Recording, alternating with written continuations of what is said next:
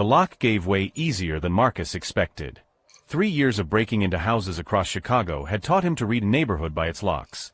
The expensive ones weren't always the hardest to pick, just the ones that made rich people feel safer. This brownstone in Lincoln Park had a Baldwin deadbolt that looked impressive, but had a pin tumbler so worn it practically opened itself. Marcus slipped inside and closed the door behind him, listening. Silence. The kind of deep, heavy silence that meant empty house, not sleeping occupants. He'd chosen this place carefully, watched it for 3 days, noted the pattern. Old man living alone, no visitors except a nurse who came Tuesdays and Thursdays. Today was Friday. The house would be empty until Monday at least. He stood in the foyer, letting his eyes adjust. Moonlight filtered through tall windows, illuminating hardwood floors that probably cost more than Marcus had stolen in his entire life. The air smelled like old books and furniture polish, and something medicinal underneath. A grandfather clock ticked in the hallway, each second falling into the silence like stones into deep water. Marcus moved through the first floor with practiced efficiency. Living room, antique furniture but nothing portable enough to fence easily. Dining room, silver candlesticks, decent, but he'd come back for those. Kitchen, empty bottles of prescription medication lined up on the counter like soldiers. Cancer meds, from the labels. The old man was dying. That made Marcus's job easier and somehow worse at the same time. He headed upstairs. The master bedroom would be where people kept jewelry, cash, the small valuable things that were easy to carry and impossible to trace. His backpack was empty and ready. One good score and he could pay off Dmitri, get the Russian off his back for another month. Maybe even eat something that wasn't ramen or stolen convenience store sandwiches. The bedroom door was ajar. Marcus pushed it open slowly, leading with his flashlight. The beam swept across the room and stopped on the bed. His heart dropped into his stomach. The old man was there. Lying on top of the covers, thin as a skeleton, skin like paper stretched over bone. Not moving. Not breathing. Marcus had found dead people before, it was an occupational hazard, but it never got easier. He started to back out of the room, already planning his exit route. Then the corpse spoke. "Maria? Is that you?" Marcus froze. The old man's eyes were open, reflecting the flashlight beam. Not dead. Not even close to dead enough for Marcus's comfort. "I'm sorry I fell asleep," the old man continued, his voice weak and raspy. "I tried to wait up, but the pain medication makes me so drowsy. Did you bring the antibiotics? Dr. Chun said they were crucial." Marcus's mind raced. The old man couldn't see clearly, cataracts maybe, or just the darkness and the drugs. He thought Marcus was Maria, the nurse. This was bad. This was very bad. If Marcus ran now, the old man might remember, might call the police. If he stayed, Maria. The old man's voice carried a note of worry now. "Are you there? I can hear someone." Marcus made a decision. The same kind of split-second calculation that had kept him alive on the streets for 32 years. "Yeah, it's me. Maria. Sorry, I was just checking the room. Making sure you're comfortable." He tried to soften his voice, make it higher, but he sounded ridiculous even to himself. The old man didn't seem to notice. He relaxed back against the pillows. "Thank God. I was afraid you weren't coming. Friday night, everyone has better things to do than sit with a dying priest." He laughed, which turned into a cough that sounded like his lungs were tearing. "Could you help me sit up? I need water. And the morphine is wearing off." A priest. Of course he was a priest. Marcus had broken into a priest's house. If he believed in karma or God or any of that, this would be the universe's idea of a joke. But the old man was struggling to move, thin arms shaking with effort, and something in Marcus, some stupid buried part of him that his mother had put there before she'd overdosed when he was 12, made him move forward. He set down his backpack and helped the priest sit up, arranging pillows behind his back. The man weighed nothing. Like lifting a bundle of sticks wrapped in skin. "Thank you." The priest's breath was labored. The water bottle, on the nightstand. "And could you check my medication schedule? I think I'm due for another dose." Marcus found the water bottle and held it while the priest drank. His hands were shaking. This was insane. He was giving water to a dying priest while pretending to be a nurse named Maria. He should leave. Should run right now and never look back. You're very quiet tonight, Maria, the priest said. Is everything all right? Just tired, Marcus managed. Long day. I understand. You work too hard. I keep telling the agency they should send 2 of you. One person can't possibly manage all my needs alone. The priest smiled, and even in the darkness Marcus could see kindness in that smile. Genuine warmth. But I'm grateful. So grateful you come at all. Most people would rather not spend their time with a dying old man. Marcus found the medication schedule taped to the nightstand. Morphine, yes. 2 pills. He shook them from the bottle and handed them over. The priest swallowed them with more water. Sit, the priest said, gesturing to a chair beside the bed. Please. I know you have things to do, but would you mind just sitting with me for a moment? I've been alone all day and the silence gets so loud sometimes. Every instinct Marcus had screamed at him to leave. To grab whatever he could carry and get out before the situation got worse. But the priest was looking at him with such hope, such simple human need for company, that Marcus found himself sitting down in the chair. That's better. The priest closed his eyes. You know what I was thinking about today? My first parish. St. Anthony's in Pilsen. God, that was 40 years ago. The neighborhood was different then. Mexican immigrants mostly, working in the factories. They'd come to Mass on Sunday morning still smelling like machine oil and sweat, and they'd pray like their lives depended on it. Maybe they did. Marcus sat silent, not knowing what to say. The priest didn't seem to need responses. He just talked, his voice drifting in and out like a radio with bad reception. There was a boy. Antonio. 12 years old, already running with the Latin kings. His mother begged me to talk to him. Said I was the only man he might listen to since his father was gone. So I tried. Invited him to help around the church, paid him a little money from my own pocket. Thought I could save him. The priest's face creased with pain, and Marcus couldn't tell if it was physical or emotional. He was shot 3 months later. Drive-by on 18th Street. Died before the ambulance came. That wasn't your fault, Marcus said, then immediately regretted speaking. His voice was too low, too masculine. But the priest didn't seem to notice. Wasn't it? I should have done more. Should have been more compelling, more present, more something. I've thought about Antonio every day for 37 years. All the boys like him I couldn't reach. All the people I failed. You tried, Marcus heard himself say. That counts for something. Does it? I'm not sure anymore. At the end of a life, Maria, you'd think things would become clear. That you'd know whether you did enough, whether you mattered. But I'm finding the opposite. The closer I get to the end, the less certain I am of anything. The morphine was starting to work.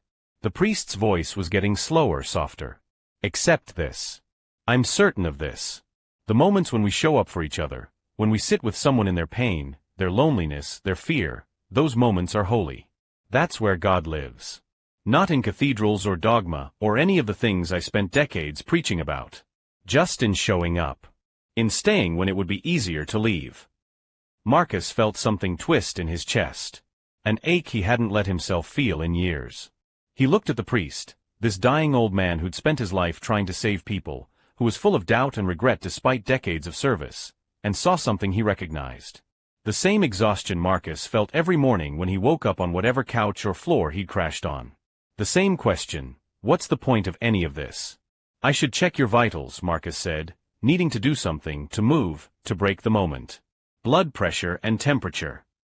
The equipment is in the bathroom. But honestly, what does it matter at this point? The cancer's won. Dr. Chun gives me 2 weeks, maybe 3. We're just managing comfort now. The priest opened his eyes and looked at Marcus. Really looked at him.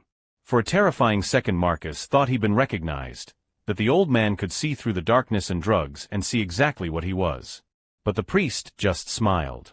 You have kind eyes, Maria. I've never told you that. In all these months, I've never said thank you properly. For seeing me as a person and not just a job. For your patience with my stories and my complaints. For not being afraid of death. Most people are, you know. They see someone dying and they can't get away fast enough. But you stay. That takes courage. Marcus couldn't speak. There was a stone in his throat the size of the world. This man was thanking him, calling him kind, seeing something in him that didn't exist. Marcus was a thief, a liar, a man who broke into the homes of dying people to steal their possessions. There was nothing kind in him, nothing worth seeing. I'm going to rest now, the priest said. But would you mind staying? Just for a little while? I sleep better when I know someone's here. Yeah, Marcus whispered. I'll stay. The priest closed his eyes, his breathing evening out as the morphine took him under. Marcus sat in the chair and watched him sleep and tried to figure out what the hell he was doing. He should search the house, fill his backpack, get out before the old man woke up again. That was the smart play. The only play. But he sat there anyway, watching the rise and fall of the priest's chest, listening to the grandfather clock downstairs marking time that the old man was running out of. And Marcus thought about Antonio, shot at 12. About all the boys the priest couldn't save. About his own mother, overdosed on the bathroom floor while Marcus slept in the next room, 9 years old and alone. An hour passed. Then 2. The priest slept peacefully, his face relaxed in a way that made him look younger. Marcus found himself memorizing that face. The web of wrinkles around closed eyes. The thin hair still combed neatly despite the illness. The hands folded on his chest, liver-spotted and fragile. Around 3 in the morning, the priest stirred.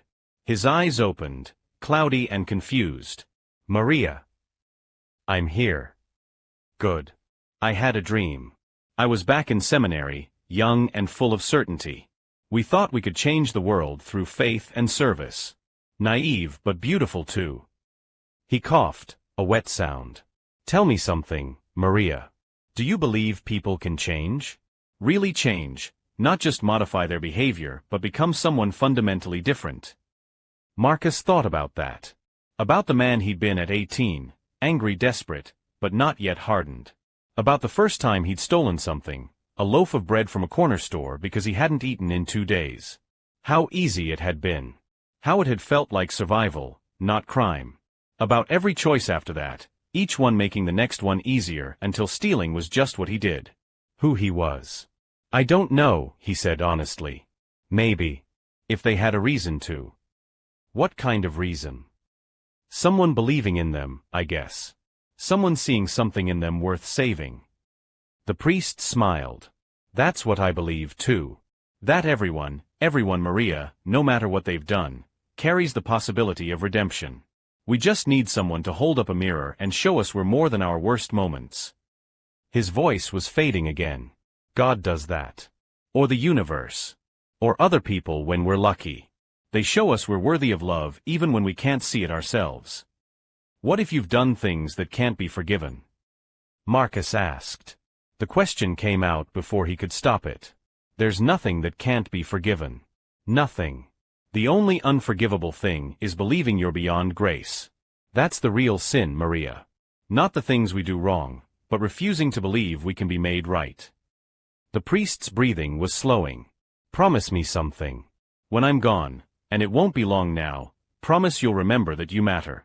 That the care you've shown me, the dignity you've given a dying old man, that's sacred work. You're doing God's work whether you believe in God or not. Marcus couldn't answer. His throat was closed. His eyes burned. He hadn't cried since he was 12 years old, since the day they took his mother's body away and left him with nothing. He wasn't going to start now. The priest drifted back to sleep. The room fell silent except for the ticking clock and the old man's labored breathing. Marcus stood up slowly. His legs were stiff from sitting so long. He looked at his backpack, empty and waiting.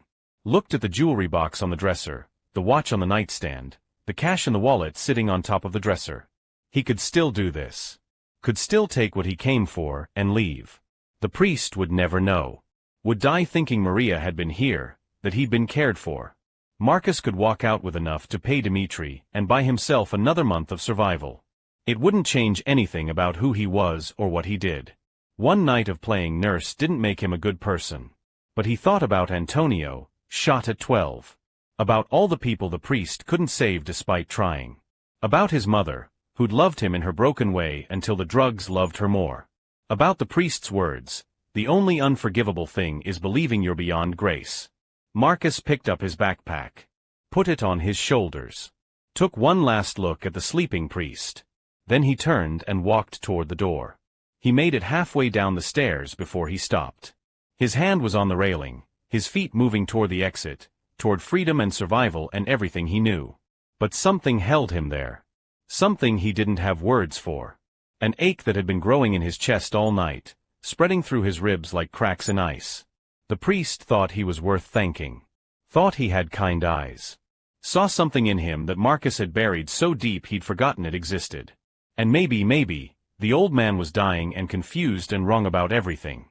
Or maybe he saw something true. Marcus stood on the stairs for 5 minutes, maybe more, frozen between two versions of himself. The thief he was. The person he might have been if anything in his life had gone differently. The choice seemed impossibly large and completely simple at the same time. Finally, slowly, he turned around. Walked back up the stairs. Back to the room where the priest slept. He looked at his backpack again, at the empty space inside where stolen things should go. Then he took it off and set it on the floor. If he was staying, and apparently he was, for reasons he didn't understand and couldn't articulate, he might as well stay properly. He found a blanket in the closet and settled into the chair beside the bed. Not to rob. Not to pretend. Just to sit with a dying man who'd mistaken him for someone better than he was. And maybe, for tonight at least, he could try to be that person. The one the priest saw. The one with kind eyes who showed up and stayed. Even if it was a lie. Even if it couldn't last. Even if tomorrow he'd go back to being exactly who he'd always been. For tonight, Marcus could be Maria. Could be the nurse who cared. Could be someone worth believing in, even if the only person who believed it was a dying priest too drugged to know the difference. He pulled the blanket around his shoulders and watched the old man sleep. Outside, Chicago went on without them. Cars passed on the street below. The city breathed its endless rhythm of commerce and crime and people trying to survive another day. But in this room, time felt different. Suspended. Like they existed in a space between one moment and the next, between who they were and who they might become. The grandfather clock downstairs struck 4. Dawn was still hours away. Marcus closed his eyes and listened to the priest breathe and wondered what the hell he'd gotten himself into. And somewhere in the darkness behind his eyelids, in that space between waking and sleeping, he felt something shift. Not much. Just a crack in the wall he'd built around himself. Just enough to let in a sliver of light. It terrified him. But he didn't run. Not yet. Not tonight. He stayed. Marcus woke to sunlight streaming through the bedroom windows and the priest calling for Maria again. For a disoriented moment, he forgot where he was, why he was there. Then it all came rushing back. The break-in, the dying man, the choice to stay. His neck ached from sleeping in the chair. His mouth tasted like copper and regret. "Maria, I'm so sorry to wake you, but I need help getting to the bathroom." The priest's voice was weak, embarrassed. "I tried to manage on my own, but I'm afraid I'll fall." Marcus rubbed his face, trying to wake up fully. This was a complication he hadn't anticipated. Actually helping the old man with personal care, intimate needs. Every instinct screamed at him to make an excuse and leave. But the priest was already struggling to sit up, his arms shaking with the effort. "It's okay," Marcus said, standing. "Let me help." Getting the priest to the bathroom was like moving a broken bird. All hollow bones and paper-thin skin, terrified of his own fragility. Marcus supported most of his weight, feeling every vertebra through the thin fabric of the pajamas. They made it to the bathroom in slow, shuffling steps. "I can manage from here," the priest said, but his hands were trembling too badly to work the drawstring on his pants. Marcus helped him. Tried not to see the indignity of it, the way the old man's face flushed with shame. Tried to give him privacy, while staying close enough to catch him if he fell. This was what nurses did, he realized. This intimate, unglamorous work of caring for bodies that were failing. No wonder Maria got paid to do it. Nobody would volunteer for this. Except Marcus was volunteering. Sort of. In the most screwed-up way possible. When they made it back to the bed, the priest was exhausted. "Thank you," he whispered. "I hate being so helpless. Hate that you have to see me like this. Everyone needs help sometimes, Marcus heard himself say. Where were these words coming from? He didn't talk like this. Didn't think like this. You're very kind, Maria. Kinder than I deserve. The priest settled back against the pillows, breathing hard. Would you mind terribly making tea? There's chamomile in the kitchen. It helps settle my stomach. Marcus went downstairs, grateful for the escape. The kitchen was neat and organized, everything labeled and in its place. A lifetime of living alone, he thought.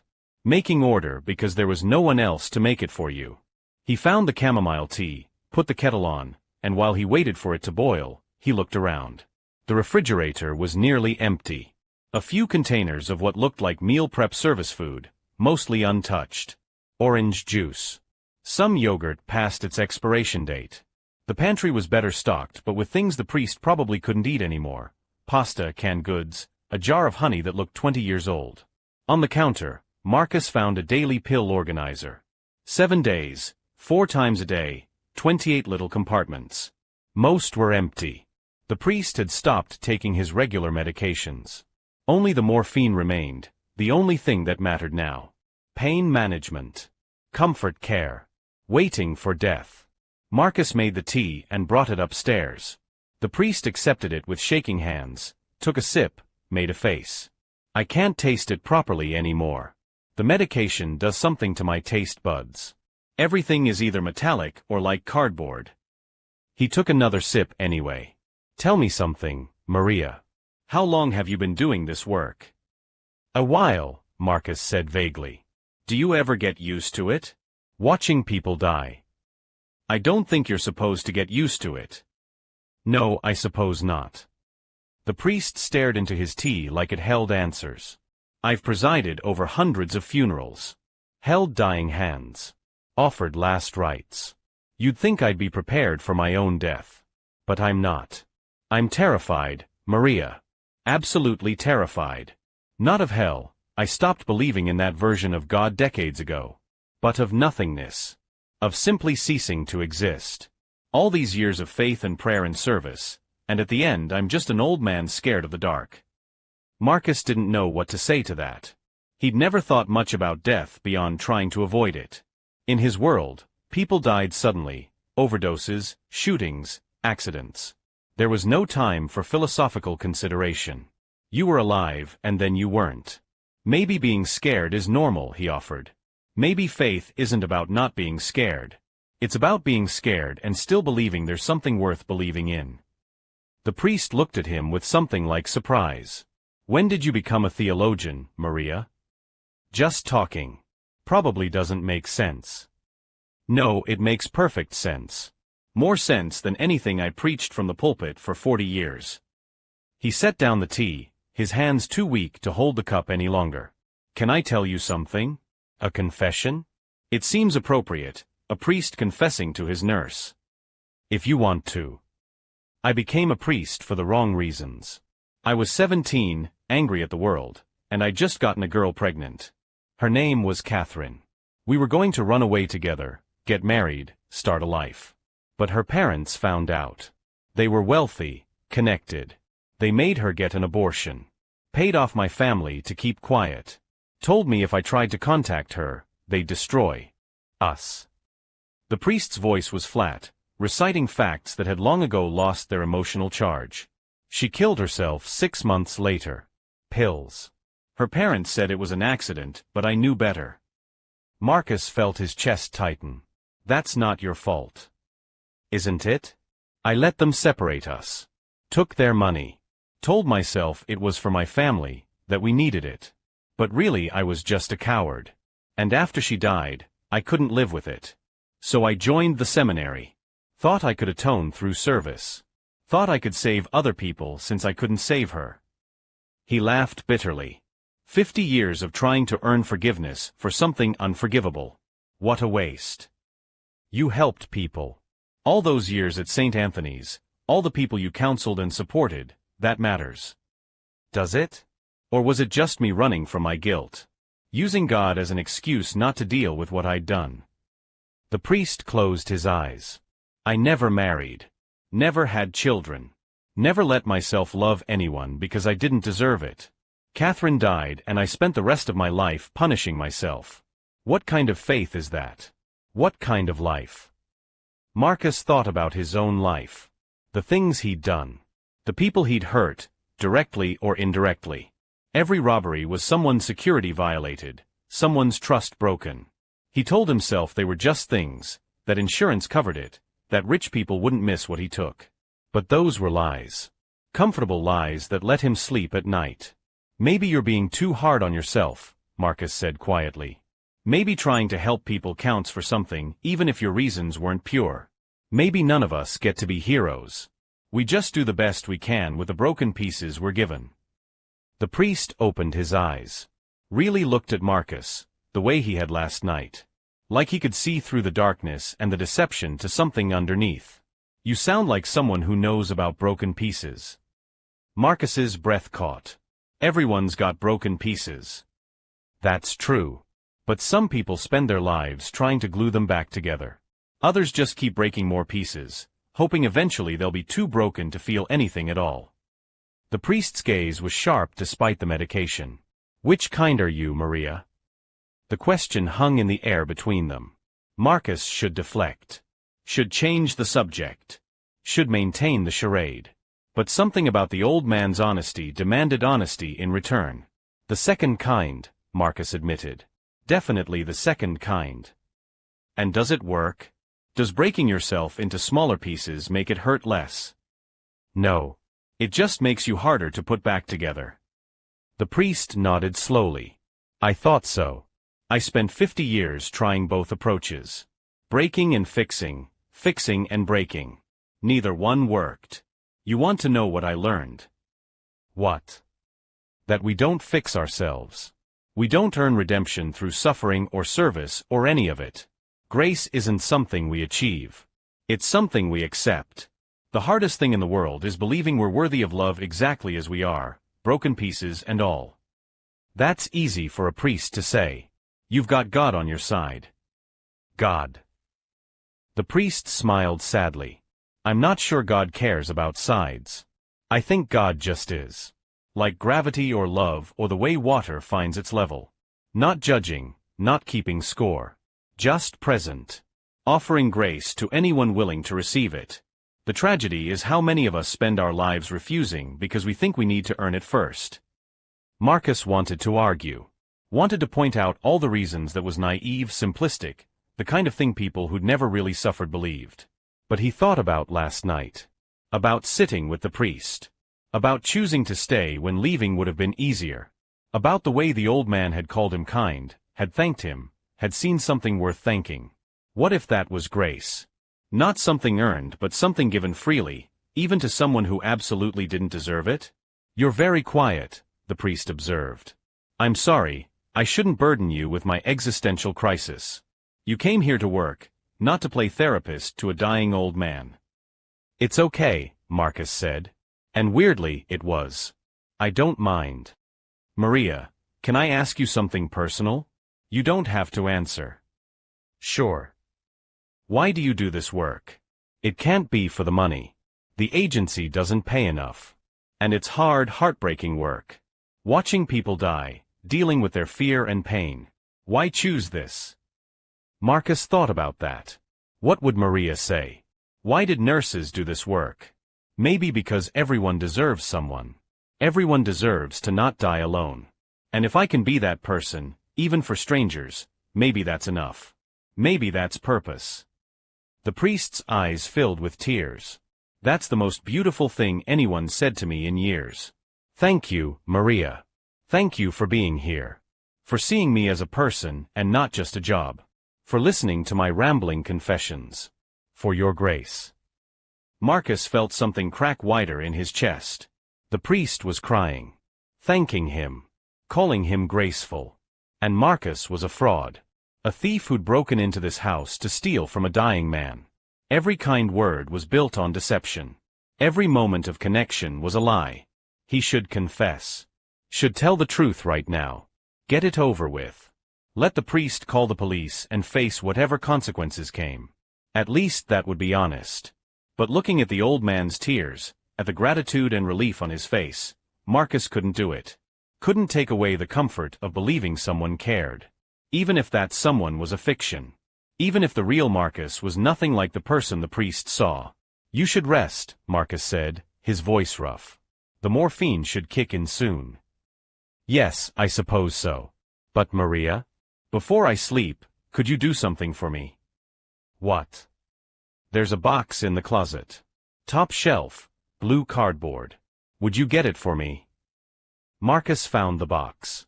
It was old, the corners worn soft, the lid held on with a rubber band that had lost its elasticity. He brought it to the bed. The priest took it with trembling hands and opened it carefully. Inside were photographs. Dozens of them, yellowed and fading. The priest sorted through them slowly, his fingers lingering on each one. "This is Catherine," he said, holding up a picture of a young woman with dark hair and a bright smile. "This was taken a week before she died. Look at her. So alive. So full of possibility." The woman in the photograph was beautiful, but what struck Marcus was the way she looked at the camera.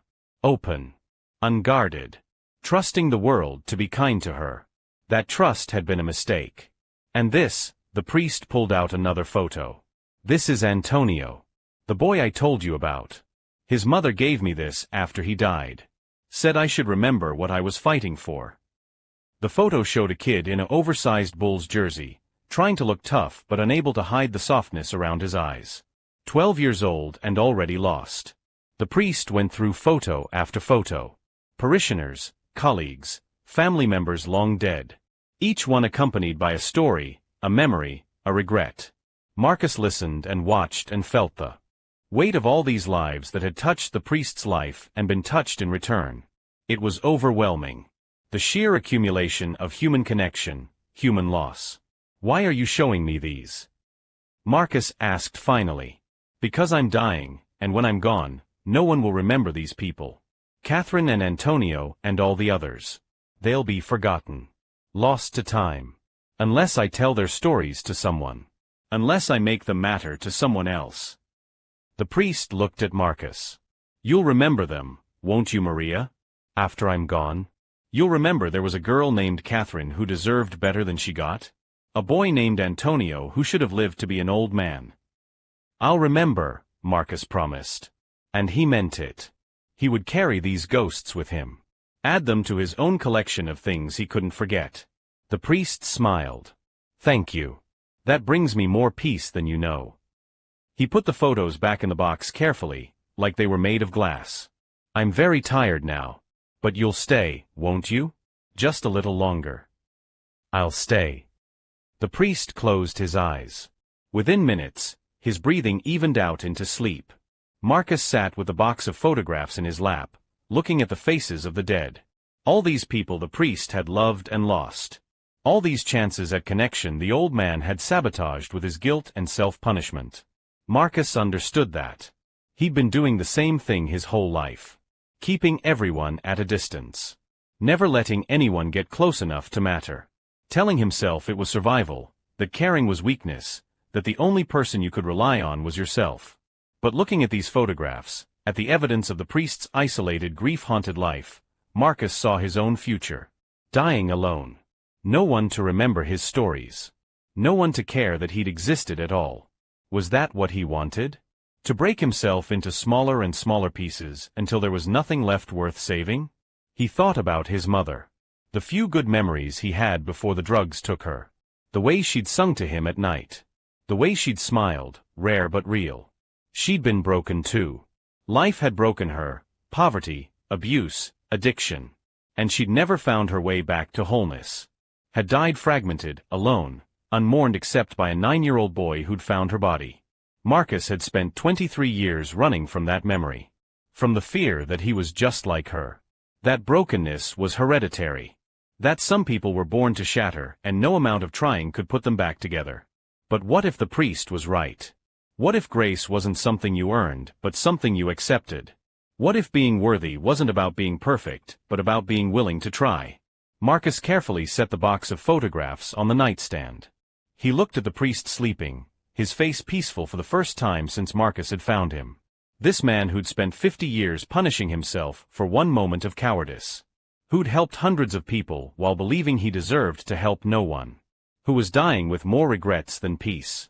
Marcus didn't want to be that. Didn't want to reach the end of his life and realize he'd wasted it on guilt and isolation and the persistent belief that he was beyond saving. But he didn't know how to be anything else. Didn't know how to accept grace when everything he'd done proved he didn't deserve it. The morning stretched toward afternoon. Marcus went downstairs and made himself coffee, using the priest's kitchen like he had every right to be there. He found bread in the freezer, made toast. Sat at the kitchen table eating and drinking and trying to figure out what the hell he was going to do. He could still leave. Should leave. Every hour he stayed was another hour of risk, another layer of deception. Eventually the real Maria would show up and everything would unravel. Or the priest would wake up clear-headed enough to realize Marcus wasn't who he claimed to be. This couldn't last. But when he tried to imagine walking out the door, leaving the old man alone, he couldn't do it. Something had shifted last night. Some fundamental piece of himself had moved, and he couldn't put it back where it belonged. His phone buzzed in his pocket. He pulled it out and saw 3 messages from Dmitri. Each one more threatening than the last. The money was due. The Russian wasn't known for his patience. If Marcus didn't pay soon, the consequences would be severe. Marcus stared at the messages. Thought about the cash in the priest's wallet upstairs. The jewelry he could take. One trip to the pawn shop and he'd have enough to satisfy Dmitri, by himself another month. It would be so easy. The priest would never even know. But he thought about Catherine's photograph. About Antonio's face. About the priest's tears when he'd thanked Marcus for being there. About grace freely given to someone who didn't deserve it. Marcus deleted the messages without responding. He'd deal with Dmitri later. Right now, he had a dying priest to take care of. And maybe, just maybe, that mattered more than survival. Maybe some things were worth the cost. He finished his coffee and went back upstairs to wait for the old man to wake. And when the priest opened his eyes an hour later and smiled at him and said, "Maria, you're still here," Marcus smiled back and said, "I'm still here," and meant it with something that felt dangerously close to his actual heart. By evening, the priest's condition had worsened. The pain medication wasn't holding like it should. He'd wake gasping, disoriented, calling out for people long dead. Marcus would calm him, adjust his pillows, offer water he couldn't keep down. It was exhausting work, watching someone fight their own failing body. "Tell me about yourself, Maria," the priest said during one of his clearer moments. The sun was setting outside, painting the room in shades of amber and gold. "In all these months, you've listened to my stories. But I know nothing about you. Where are you from? Do you have family?" Marcus's throat tightened. This was dangerous territory. Every detail was a potential trap, something that could expose the lie. "There's not much to tell." "I doubt that. Everyone has a story." The priest's eyes were sharp despite the medication. "Humor a dying man. Tell me one true thing about yourself." One true thing. Marcus thought about all the truths he carried. His mother's death. The first time he stole to survive. The way he'd learned to pick locks from a guy in county lockup when he was 16. The people he'd hurt, directly and indirectly, in his 3 decades of stealing his way through life. "I wasn't always a nurse," he heard himself say. Not quite a lie, not quite the truth. "What were you before?" "Lost. I was lost." That was true enough. "I made a lot of bad choices. Hurt people. Mostly I hurt myself. And for a long time I thought that's all I was, my worst decisions. My biggest failures. I didn't think I could be anything else." The priest was quiet, listening. Outside, a siren wailed past. The sound of Chicago being Chicago, emergency and disaster just background noise. "What changed?" the priest asked. "I don't know if anything has changed. I'm still figuring that out." Marcus met the old man's eyes. "But I'm trying. Maybe that counts for something." It counts for everything. Trying is where transformation starts. Not in the outcome, but in the attempt. The priest's hand reached out, shaking, and Marcus took it without thinking. The skin was paper-thin, cold. "Maria, I need to tell you something. I don't have much time left. Days maybe. And I'm afraid. I know. Not just of dying. Of what I'm leaving behind. Or not leaving behind. His grip tightened with surprising strength. I have money. Not much, but some. Savings from a lifetime of living simply. I've been trying to decide what to do with it. The archdiocese expects it to revert to them. But I keep thinking about Antonio. About all the boys like him. The ones the system fails. What do you want to do with it? Give it to people who can use it. People trying to change. Second chances for people who think they're beyond saving. He coughed, his whole body convulsing with the effort. Marcus helped him sit up, supported his weight until the coughing subsided. My lawyer keeps asking me to finalize the will. But I don't know who to give it to. The organizations I research all seem bureaucratic, distant. I want it to matter. To actually help someone.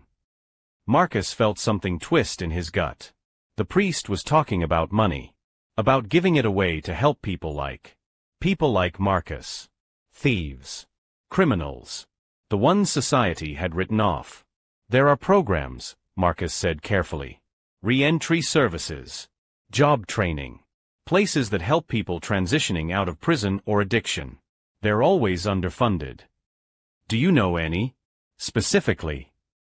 Marcus thought about the halfway house where he'd stayed briefly after his last stint in county. St. Joseph's on the south side. They'd tried to help him, offered counseling and job placement assistance. He'd left after 2 weeks, convinced he was beyond help. Convinced their kindness was wasted on him. There's a place. St. Joseph's. They do good work with men coming out of the system. They need everything, money for beds, for food, for staff. He paused. They helped me once. Tried to, anyway. I wasn't ready to receive it. The priest smiled. See? You do know about grace. About how hard it is to accept help when you think you don't deserve it. He squeezed Marcus's hand. Would you do something for me? Contact them. Tell them about the donation. Make sure it actually helps people and doesn't just disappear into administrative costs. I'm not sure I'm the right person. You're exactly the right person. You understand both sides. The need and the resistance. The wanting to change and the fear of trying. The priest's breathing was labored. Each word cost him.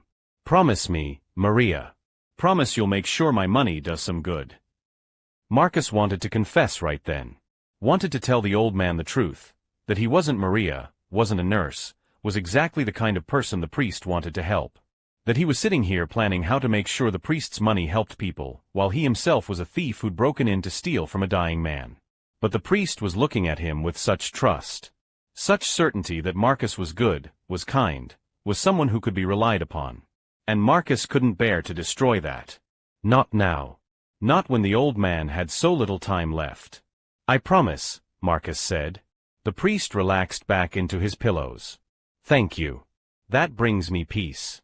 Knowing something good will come from my death. That maybe I can help someone the way I couldn't help Antonio or Catherine or all the others. He closed his eyes. I'm very tired now. But you'll stay?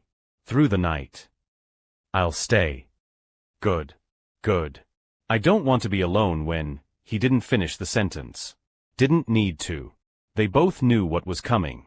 Marcus sat in the chair as darkness fell completely. The room filled with shadows that the small bedside lamp couldn't quite push back. He thought about the priest's money. About St. Joseph's. About the supreme irony that a thief was being trusted with making sure a donation actually helped other thieves. His phone buzzed again. More messages from Dmitri. The threats were escalating. The Russian knew where Marcus crashed sometimes, knew his haunts. If Marcus didn't pay, Dmitri would find him. Would make an example of him. Marcus had seen what happened to people who owed Dmitri money and couldn't pay. But Marcus deleted these messages too. He was stuck now. Committed to this strange vigil with a dying priest who thought he was someone worth trusting. Tomorrow he'd figure out how to deal with Dmitri. Tonight, he had to be Maria. Around midnight, the priest's breathing changed. Became shallow, rapid. His eyes opened but didn't focus. Catherine? Catherine, is that you? It's Maria, Marcus said gently. You're okay. You're safe. No, I see her. She's right there.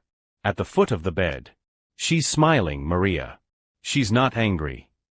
Tears ran down the priest's face. I'm so sorry, Catherine. I'm so sorry I let them take you from me. I should have fought harder. Should have been braver. Marcus looked at the foot of the bed. Saw nothing but shadows. But the priest was staring at something, his face transformed by wonder and relief and desperate hope.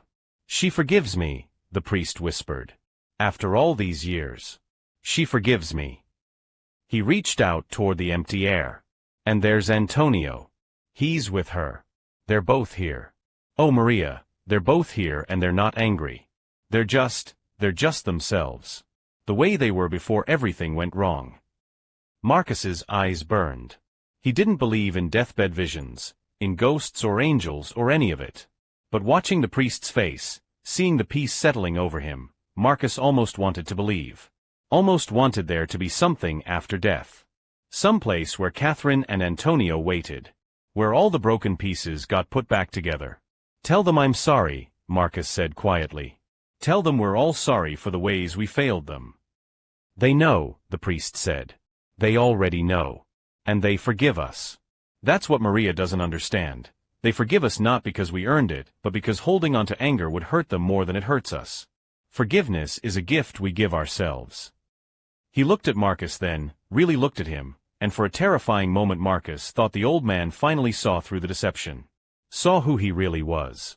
What he really was. But the priest just smiled. You have such sad eyes, Maria. Such old, tired eyes. What happened to you? What are you carrying? Marcus couldn't speak. His throat was closed. His chest felt like something was crushing it from the inside. Whatever it is, the priest continued, whatever you've done or failed to do, let it go. Catherine taught me that just now. The only prison is the one we build in our own minds. The only sentence is the one we serve ourselves. You can walk out any time. You just have to believe you're allowed to. I don't know if I can. Then start smaller. Believe that you're worth saving. That's all. Just that one small thing. Can you believe that, Maria? Marcus thought about his life. About all the ways he'd proven he wasn't worth saving. About every choice that led him further from anything resembling redemption. About breaking into this house last night, planning to rob a dying man. But he also thought about staying. About sitting with someone in pain. About caring for a stranger's needs above his own survival. About the priest calling him kind, graceful, someone worth trusting. Maybe that person, the one the priest saw, maybe that person was worth saving. Even if Marcus wasn't sure he actually was that person. I'm trying to believe it, Marcus said finally. That's the best I can do. That's enough. That's more than enough. The priest's eyes were closing again.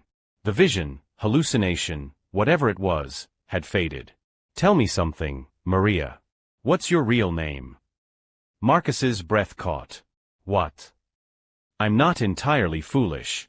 The medication makes me confused, but I've known for a while you're not Maria.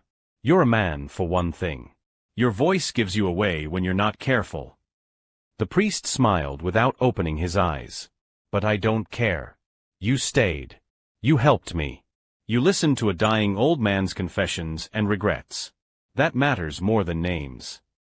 Panic flooded through Marcus. The priest knew. Had known. How long? Since when? I should go. Please don't. Not yet. The priest's hand found Marcus's in the dark. I don't know who you are or why you're here. Maybe you came to rob me. Maybe you're just someone who got lost and ended up in the right place at the right time. It doesn't matter. You stayed. That's what matters. You chose to stay. Marcus was shaking. I'm not a good person. You think I am, but I'm not. I've done things. Bad things. I've hurt people. So have I. We all have. That's what it means to be human. We fail. We hurt each other. We make terrible choices. And then we have to decide whether those choices define us forever or whether we're allowed to be something else. The priest's grip was weakening. Choose something else. Please. Don't waste your life the way I wasted mine. You didn't waste your life. You helped people. I went through the motions of helping, while never believing I deserved to be helped. That's not virtue. That's just another kind of hiding. He coughed again, weaker this time. Promise me something.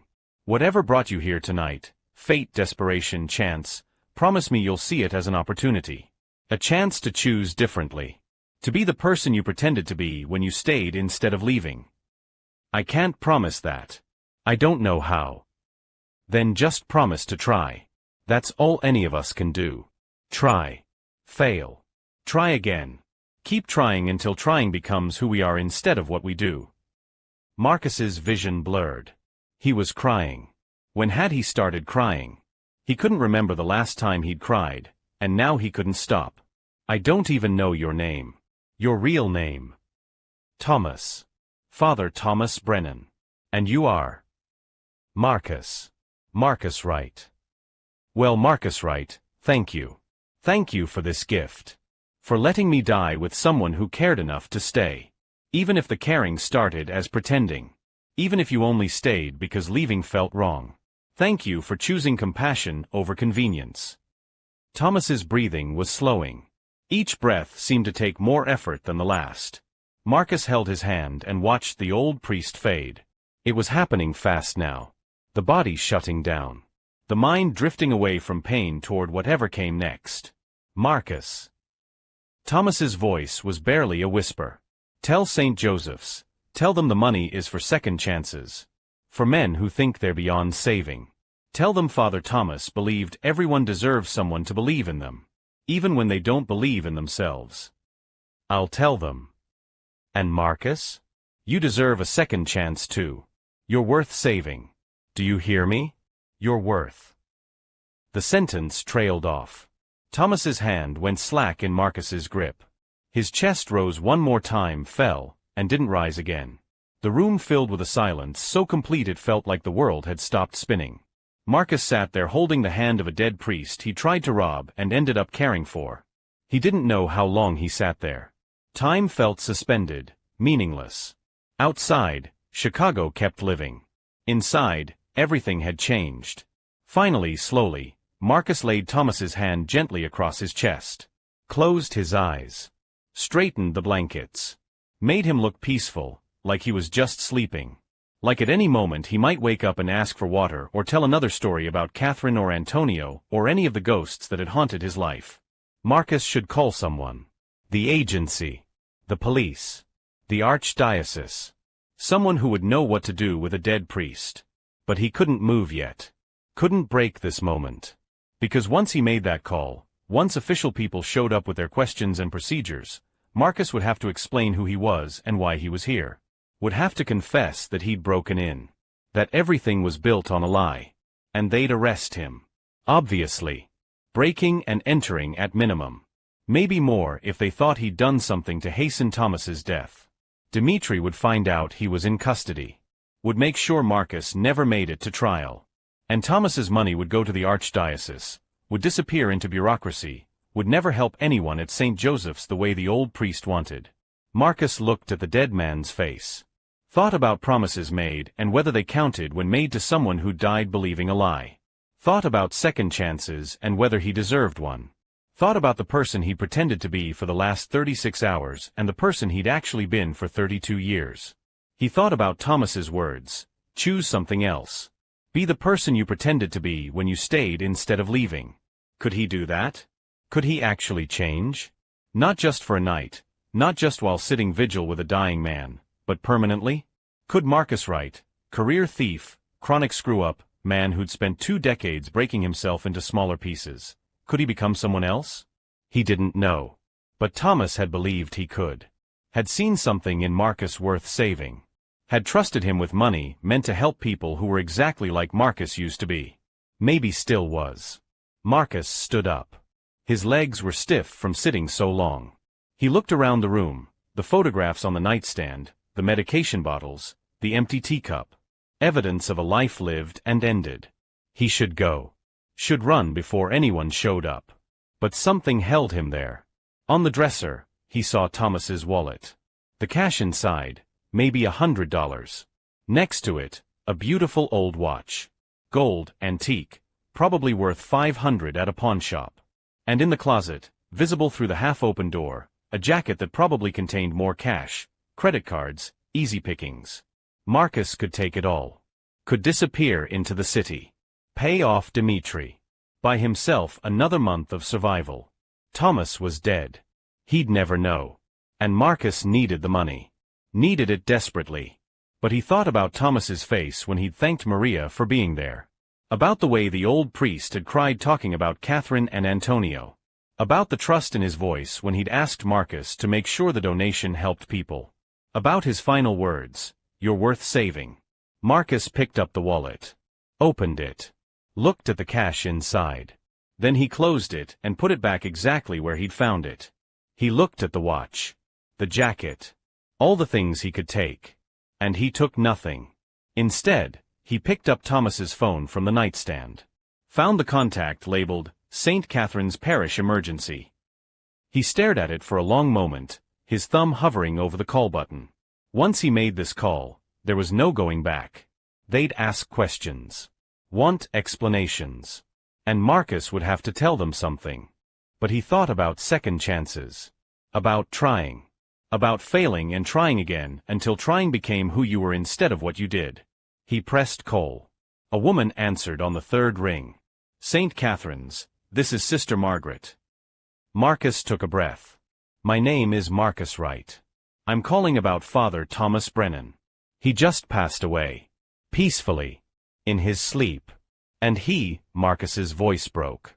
He asked me to make sure his final wishes were honored. About his donation.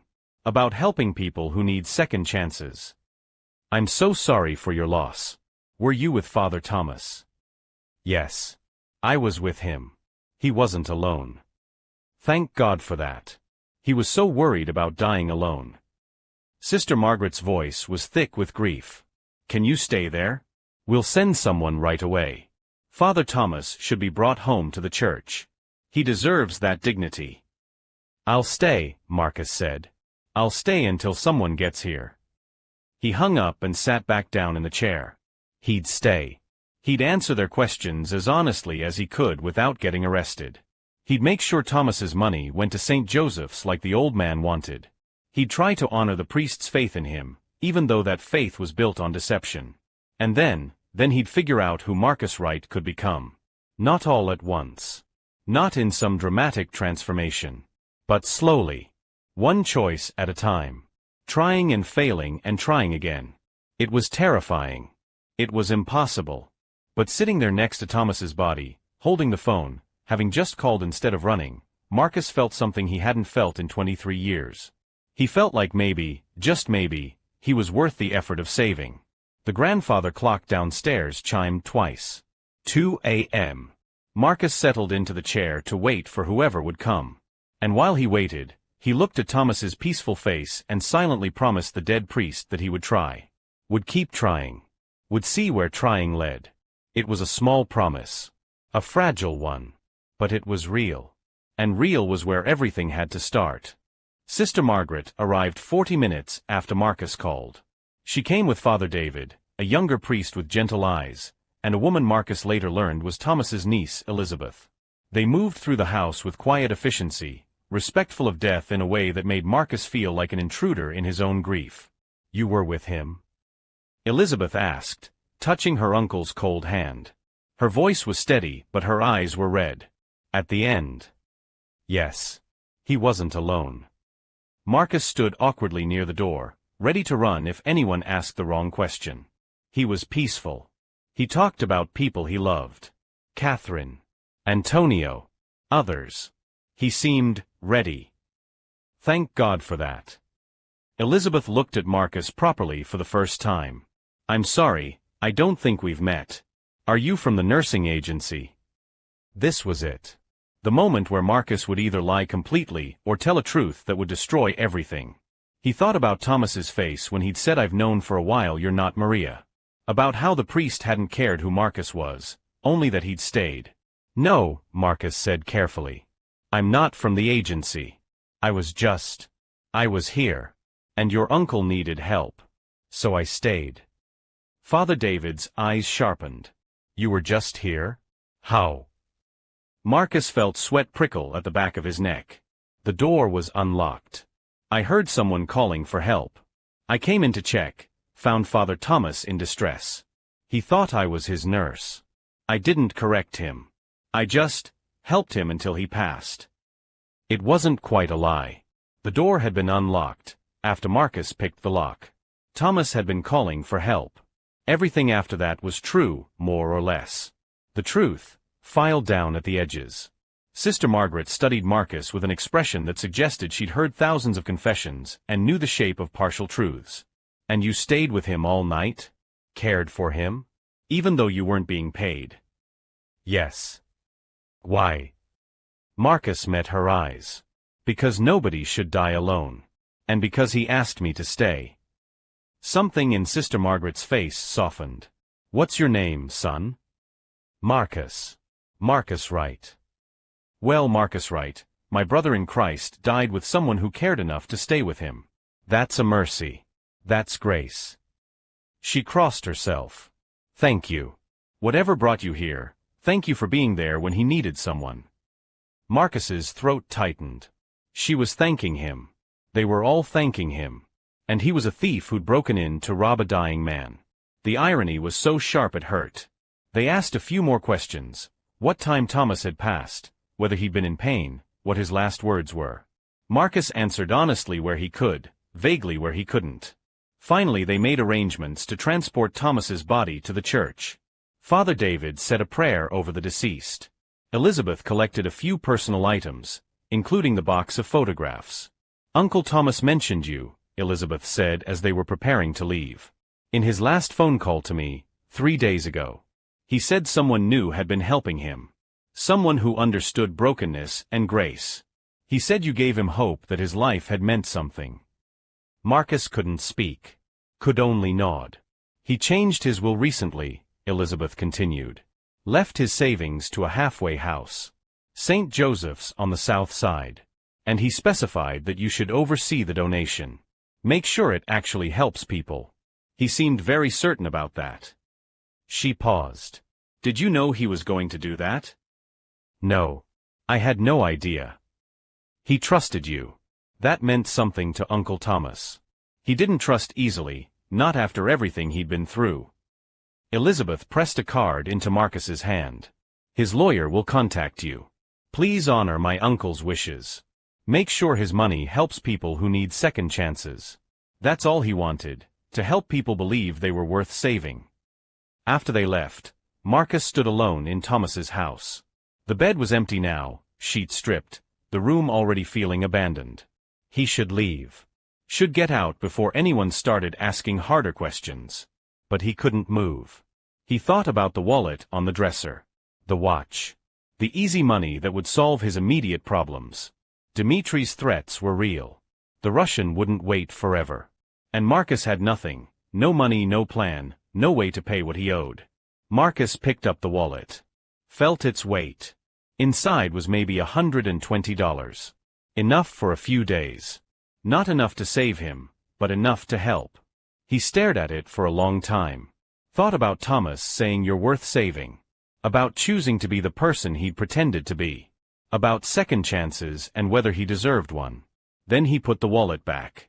Left the watch. Left everything exactly as it was. And he walked out of Thomas Brennan's house with nothing but the memory of a dying priest who'd believed in him. The next 3 weeks were hell. Dimitri found Marcus 2 days after Thomas's funeral. Cornered him in an alley behind the warehouse where Marcus was looking for day labor. 2 of Dimitri's men held Marcus against a brick wall while the Russian got very close, his breath smelling like cigarettes and coffee. You owe me money, Marcus. I've been very patient. But my patience is finished. I need more time. Time. Dimitri laughed without humor. Time is what I've given you. 3 months of time. Now I need payment. Cash. Today. Or I take payment another way. Marcus's ribs still ached from where Dimitri's men had hit him. His lip was split. But he'd lived through worse. 1 week. Give me 1 week and I'll have it. How? You going to rob someone? Dimitri's smile was sharp. That's what you do, yes? You steal. So go steal. Get my money. Or next time we meet, you don't walk away. They left him bleeding in the alley. Marcus sat there for 20 minutes, tasting blood, feeling his ribs throb, trying to figure out how to survive the next 7 days. The easiest answer was obvious. Rob someone. He knew how. Knew which neighborhoods had easy targets. Could have Dimitri's money in one night if he was willing to go back to being who he'd always been. But he thought about Thomas. About promises made to a dead man. About being worth the effort of saving. Marcus dragged himself to St. Catherine's Church. Sister Margaret found him in the back pew, looking like he'd been in a fight, because he had. She didn't ask questions. Just brought him tea and antiseptic and bandages. "Rough week?" she asked quietly. "You could say that." "Want to talk about it?" Marcus told her. Not everything, but enough. About owing money to dangerous people. About being tempted to solve his problems the old way. About trying to be different and finding out that different was harder than he'd imagined. Sister Margaret listened without judgment. When he finished, she was quiet for a long time.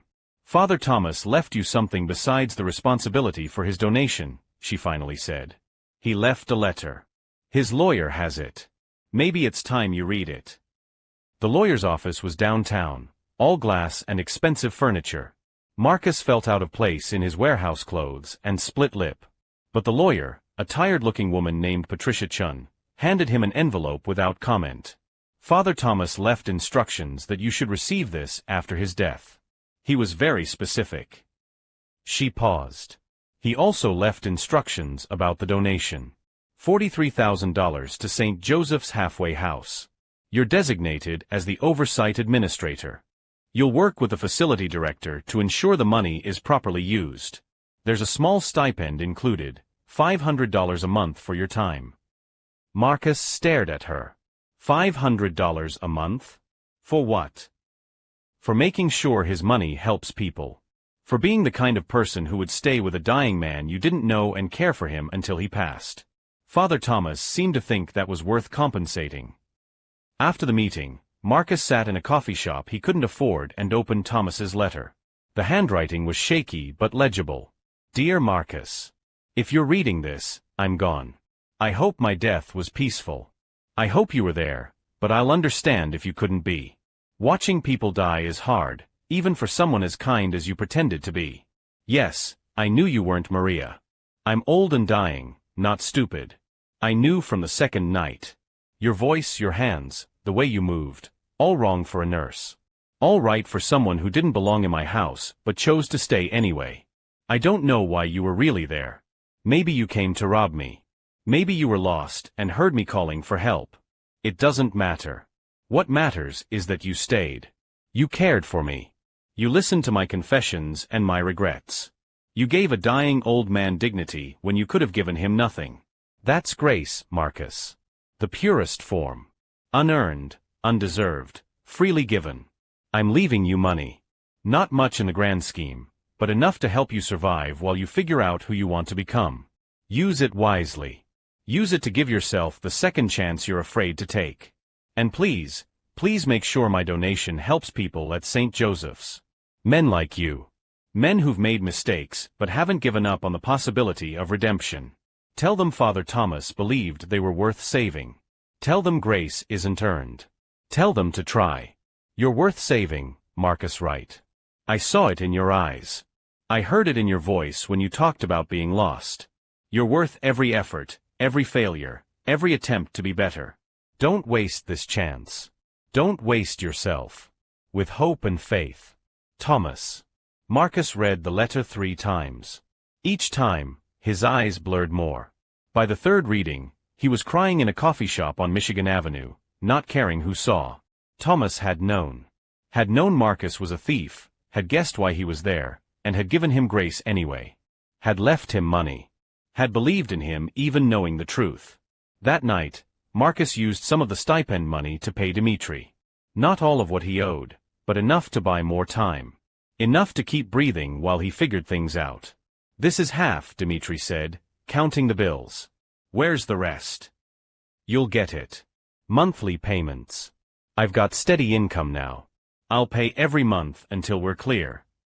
Dmitri studied Marcus with cold calculation. You're different. Something changed. You used to be scared. Now you're just determined. Someone believed I could be better. I'm trying not to disappoint them. The dead priest.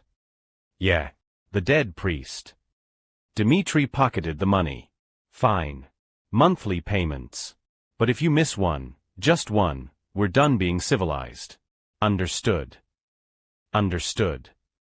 3 months later, Marcus stood outside St. Joseph's halfway house on a cold November morning. He'd been working there for 6 weeks now, using Thomas's donation to fund job training programs, counseling services, emergency assistance. The men who came through were exactly like Marcus had been, scared, defensive, certain they were beyond saving. He told them about Thomas. About grace. About trying.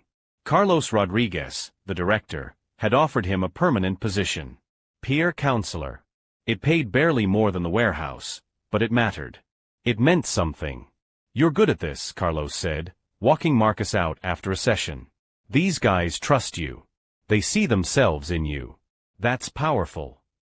I just tell them the truth. That change is hard. That some days you fail. But trying counts.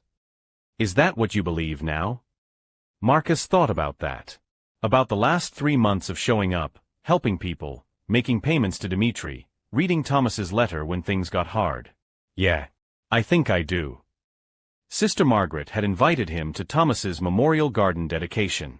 Marcus arrived early, unsure if he belonged.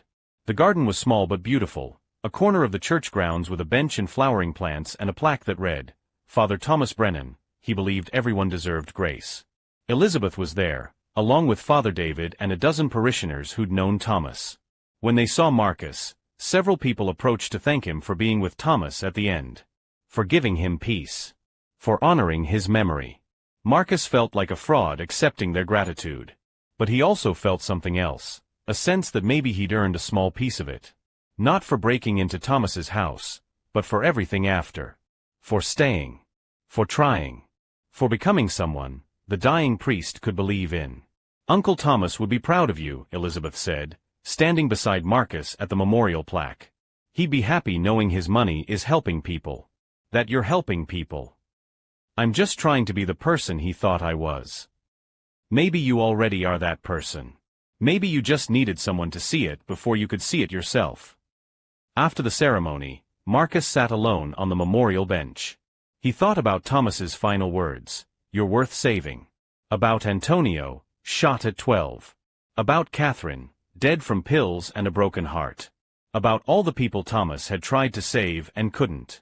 About how the old priest had somehow saved Marcus instead. Marcus pulled out his phone. Looked at a text from one of the men at St. Joseph's. Thanks for today. Your story helped. Made me think maybe I can do this. Maybe. That's all any of them had. Maybe. Possibility. The chance that trying would eventually transform into being. Marcus stood up. The sun was setting over Chicago, painting the sky in shades of gold and red. He had a shift at St. Joseph's tomorrow. Payments to make to Dmitri. A small room in a boarding house waiting for him. A life that was hard and uncertain and nothing like he'd planned. But it was his life. Earned through choosing differently. Built on the foundation of a dying priest's grace. Marcus touched the memorial plaque. I'm still trying, he whispered. Every day. I'm still trying. And somewhere in memory, in faith, in the way lives touched and changed each other, Thomas was smiling. Believing. Knowing that grace, once given, never stopped growing.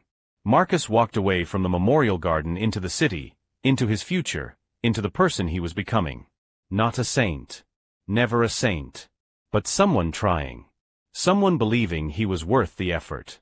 And that, finally, impossibly, was enough.